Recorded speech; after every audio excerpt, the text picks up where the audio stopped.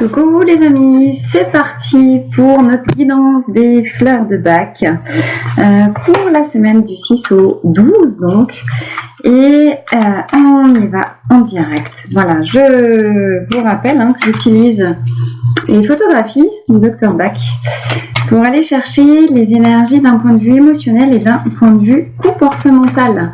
À quelle turpitude ou tribulation vous allez être confronté cette semaine et quels sont surtout évidemment la journée de les fleurs et les conseils avisés pour vous qui regardez cette vidéo encore une fois pour la semaine du 6 au 12. Alors énergie générale à Crabapple. Donc Crabapple c'est le pommier sauvage. Chez les fleurs de Bach, Crabapple, c'est la fleur de la purification. Donc on est sur une très très belle, ça va bien avec effectivement les énergies du moment. Crabapple, en lien aussi avec voilà les mouvements planétaires. Beaucoup de nettoyage à faire donc manifestement pour tout le monde. De la purification au sens émotionnel, quelles sont certainement la question à vous poser, les énergies parasites que vous traînez possiblement encore de 2019 et que voilà que vous devez nettoyer pour pouvoir véritablement fermer la porte et démarrer 2020. Alors qu'est-ce que nous avons, qu'est-ce qui est sorti, je vous montre, mais je vous montre encore plus précisément. Pour commencer, Vine. Ensuite, on en a deux qui sont sortis. Clématis et Gorse, vous vous souvenez, on avait déjà eu Clématis la semaine dernière, donc ça veut dire que ça, c'est pas complètement terminé encore. Heather, la bruyère, Aspen, le tremble et la moutarde toujours. Alors, qu'est-ce que nous révèle Vine? Vine, c'est la fleur du raisin. La vigne. Et qu'est-ce qu'elle nous dit? Vigne, elle nous dit, c'est la fleur des tyrans. Alors, est-ce que vous êtes un tyran domestique, professionnel? Est-ce que vous avez l'habitude de mener les gens à la baguette? Mais surtout, plus qu'effectivement le tyran, de quelle manière est-ce que vous êtes votre propre tyran? Cette carte-là, elle est formidable parce qu'elle elle nous invite souvent à, vous voyez, les fleurs de Bach, elles fonctionnent, en tout cas c'est comme ça que le Dr Bach les a découvertes, selon ce qu'on appelle la geste de la fleur. Comment est-ce que la fleur, quelle est la gestuelle? Comment elle fonctionne? Comment est-ce qu'elle se comporte? Vous voyez, on est aussi sur la question de l'aspect comportemental de la fleur, mais dans son environnement naturel.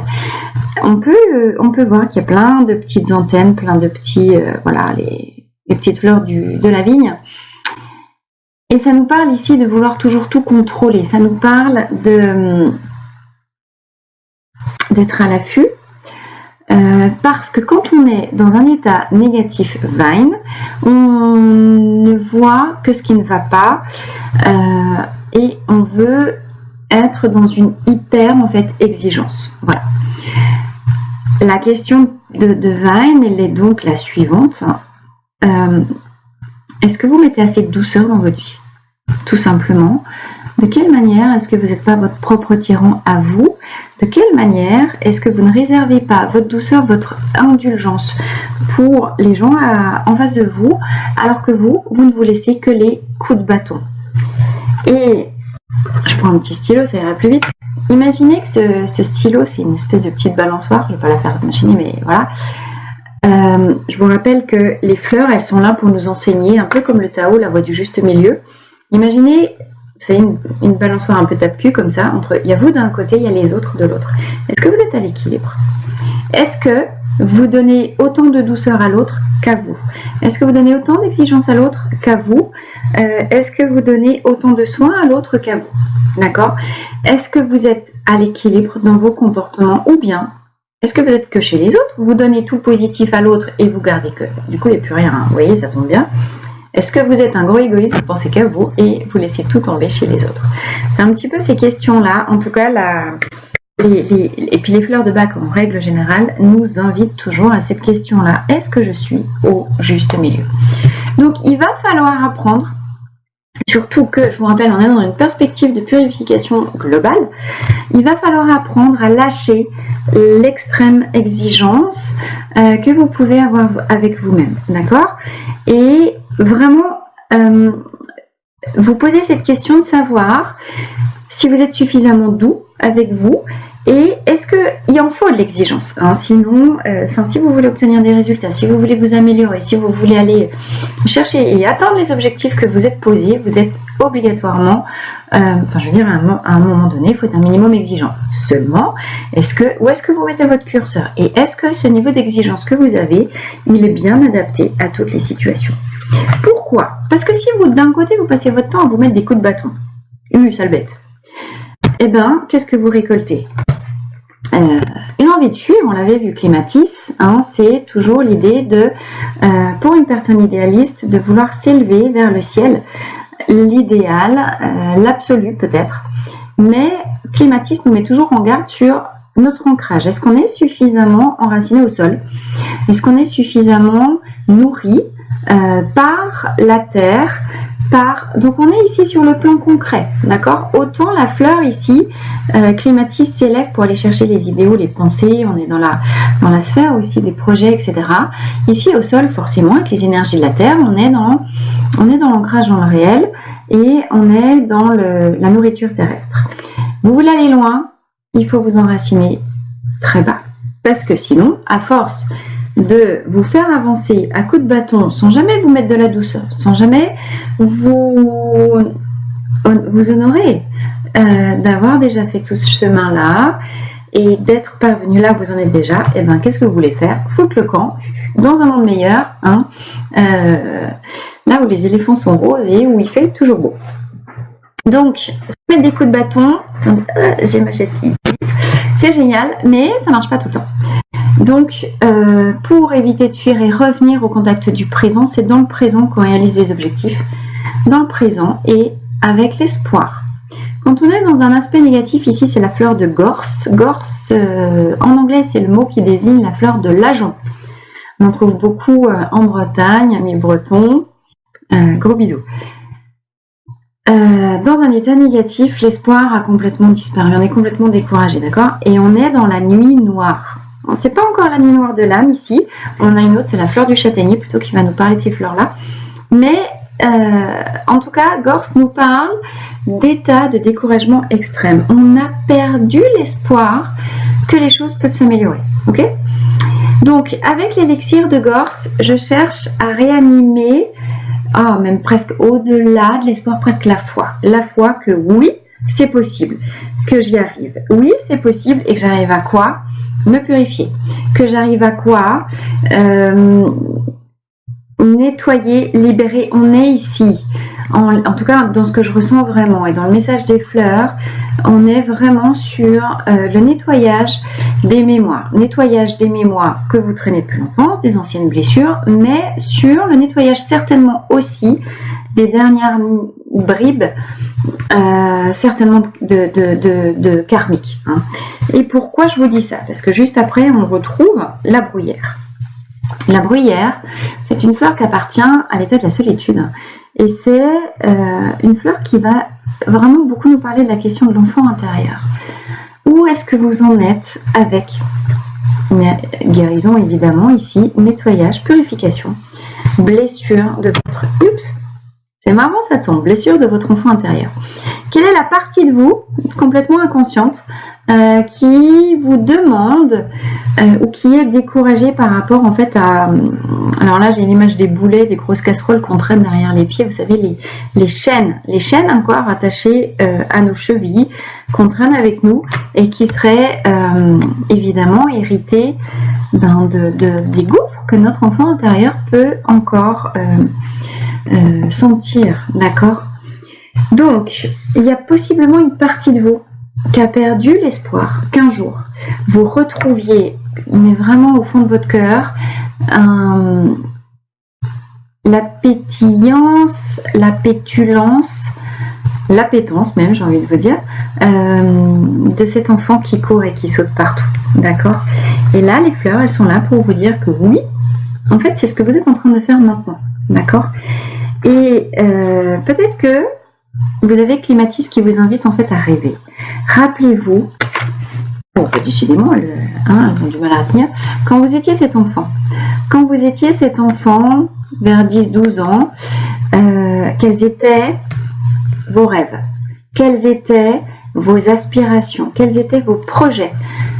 Quelles étaient vos affabulations, j'ai envie de vous dire, voilà, tout ce qu'il y avait dans votre tête? À quoi vous rêviez? Et est-ce que vous n'auriez pas, à force de vous coller des coups de bâton sans arrêt, perdu totalement le goût du rêve? Et qui est l'adulte aujourd'hui que vous êtes devenu, en faisant fi ou en étant possiblement en déni de cet enfant que vous avez été? Donc là, très clairement, vraiment, c'est les fleurs, elles insistent. En tout cas, vous en avez deux qui sont sortis là-dessus. Il y a vraiment une insistance, en tout cas moi je ressens une insistance de la part des fleurs vraiment forte à aller vous reconnecter à vos rêves d'enfant, aller vous reconnecter peut-être à votre système de valeurs, retrouver l'innocence, la pureté du regard de l'enfant que vous avez été, parce que très très clairement, retrouver la candeur de l'enfant, ça va être purifier aussi tout ce que vous avez oublié et nettoyer l'adulte vraiment qui croule sous les bagages et sous les mémoires, et qui en plus n'a pas conscience de ce qu'il porte, et donc il se met des coups de bâton pour avancer plus vite dans la vie. Là, il y a vraiment une mise en garde, une invitation à vous asseoir, à tout poser, et vraiment, vous voyez, dans le calme et la douceur, faire un peu le vide avec vous, et vous inviter, voilà, où est-ce que j'en suis moi maintenant dans ma vie? Est-ce que, quand je me connecte à cet enfant que j'ai été, qui est-ce que j'aurais envie d'être? Quel est finalement le delta entre ce que je suis et l'adulte que j'aurais aimé devenir quand j'avais 12 ans? Donc là, vous avez une vraie question, vous avez un travail à faire, et plus vous irez vous connecter à cette énergie-là, dans l'innocence, dans la bienveillance, et surtout, arrêtez, vous mettez des coups de pied derrière. Vous avez fait ce que vous avez pu, comme vous avez pu. Si vous aviez pu faire autrement, vous l'auriez fait. Donc, à un moment donné, on a tous fait des bêtises, on a tous fait des grosses conneries, on a tous fait des trucs dont on n'est pas fier. Ça, c'est clair. Maintenant, c'est aussi de ça qu'on apprend, et c'est grâce à ça qu'on avance. Donc, honorez-vous, hein, merci moi, d'avoir fait ces bêtises-là, parce que vous avez fait des apprentissages et que vous en avez besoin peut-être maintenant pour checker avec vous où est-ce que vous en êtes. Virer ce qui doit être viré et magnifier, aller chercher l'idéal, aller chercher la lumière qui était dans vos yeux d'enfant, vraiment. Rallumer l'espoir, rallumer la foi, rallumer l'enthousiasme, rallumer que oui, c'est possible, tout est possible. C'est quoi le slogan Nike, All is possible. Et pour les miracles, on est en train de le faire.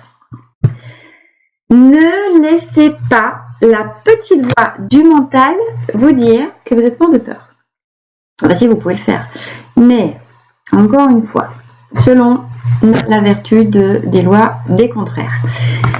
Si vous avez la peur d'un côté, c'est quoi à votre avis? Le complémentaire positif, c'est le courage. Si vous avez la peur, vous avez forcément le courage.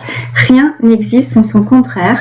Hein, si vous avez pensé, j'en sais rien, la médaille, si vous avez d'un côté, si vous avez le verso d'un côté, vous avez le recto de l'autre.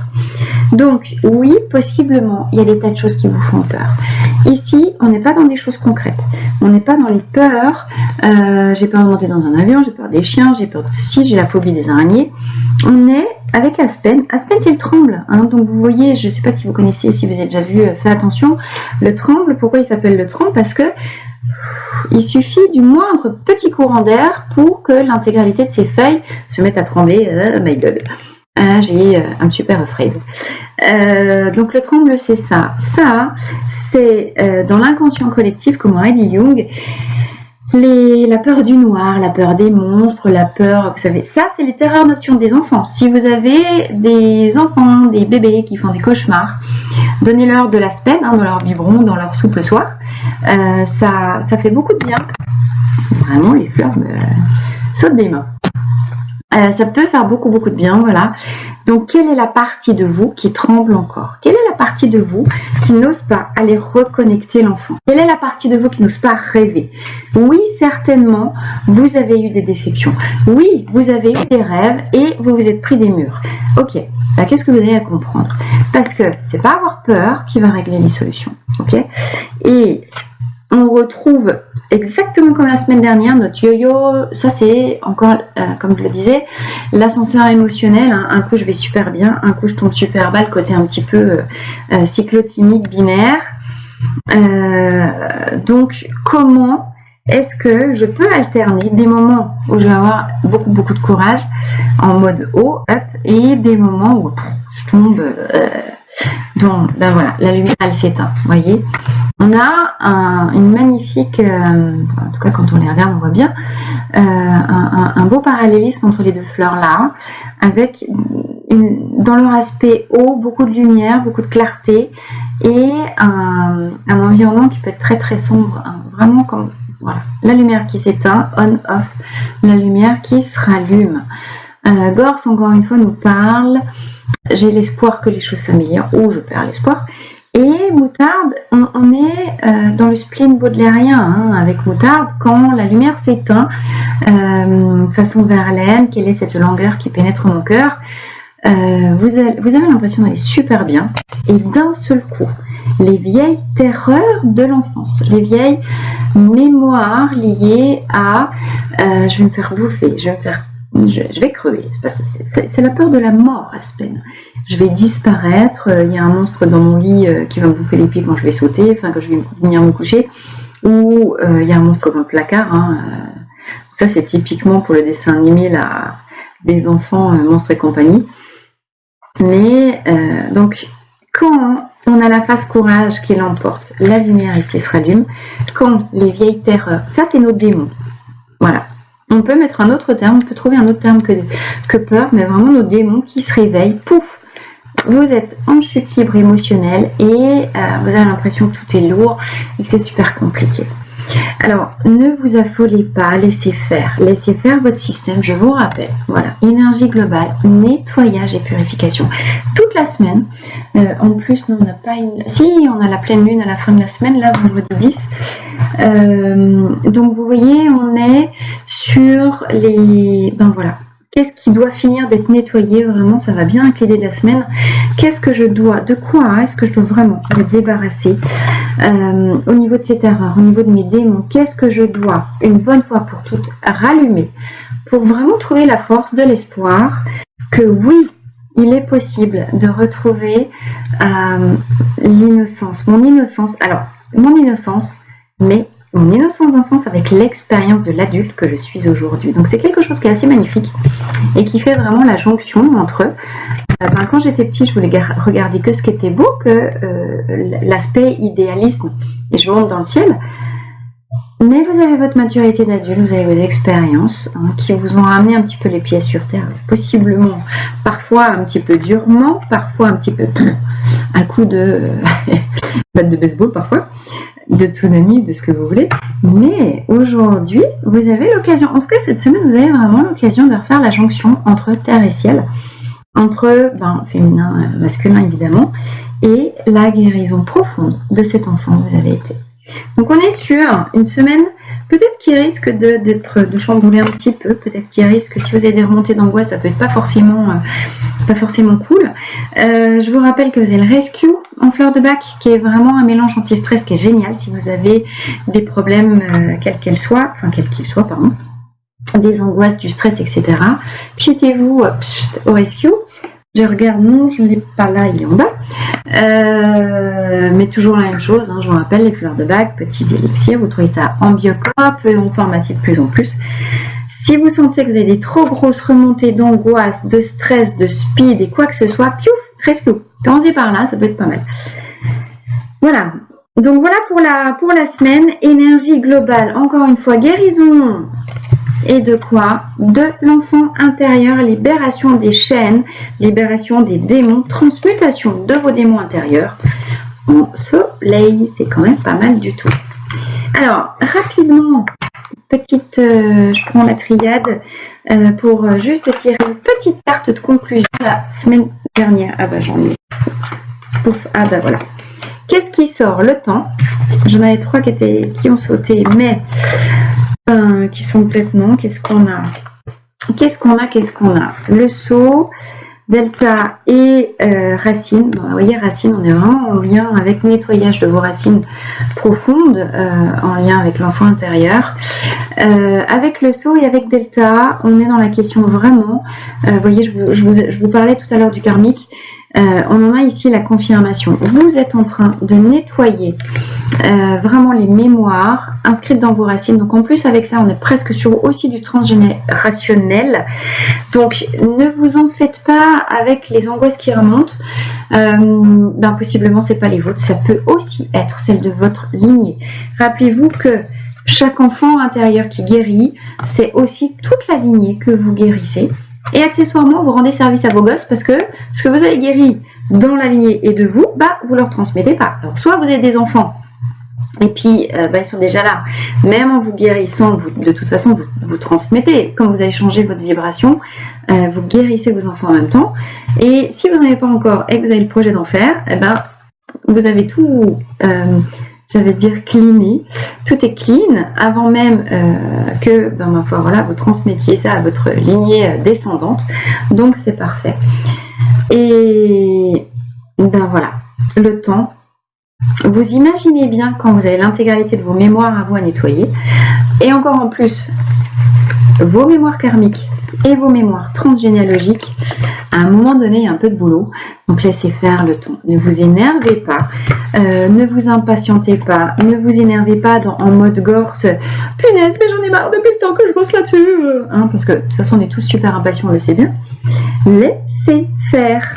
Vous, à un moment donné, vous avez... Voilà, donc on va retrouver, c'est ici qu'on vous demande beaucoup d'indulgence et de douceur avec vous pour que le temps fasse son œuvre. Ça ne dépend pas que de vous. À un moment donné, vous êtes aussi un être vivant, vous vous laissez traverser par la vie, laissez faire.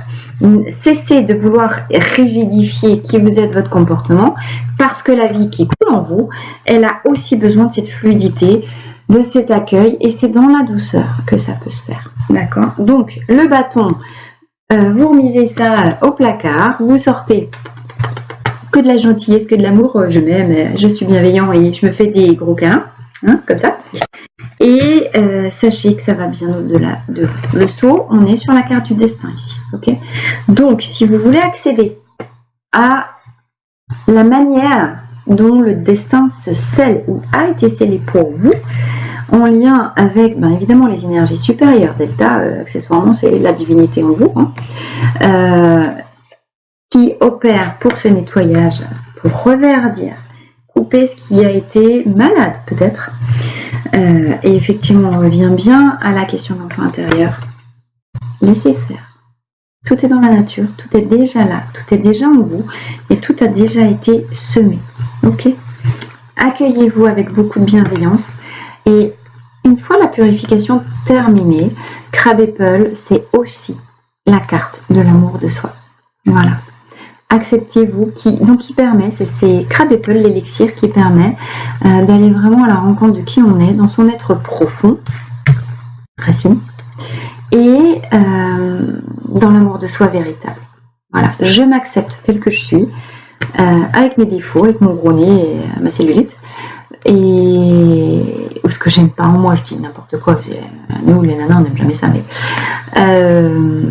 comment je fais pour accepter qui je suis, avec mes défauts, avec ce que j'ai raté dans ma vie, avec ce que je juge durement. Voilà, je cesse de me juger, je m'accueille, je m'accepte, je me libère et je m'aime. C'est plutôt un beau programme, non ? Voilà les amis, pour les énergies de cette semaine, en préparation de la pleine lune, donc du vendredi 10, je regarde toujours les dates, je sais jamais où j'en suis, Rappelez-vous, aimez-vous et mettez de la douceur pour vous et pour les autres dans tout ce que vous faites. Voilà. Moi, je vous fais plein de gros bisous.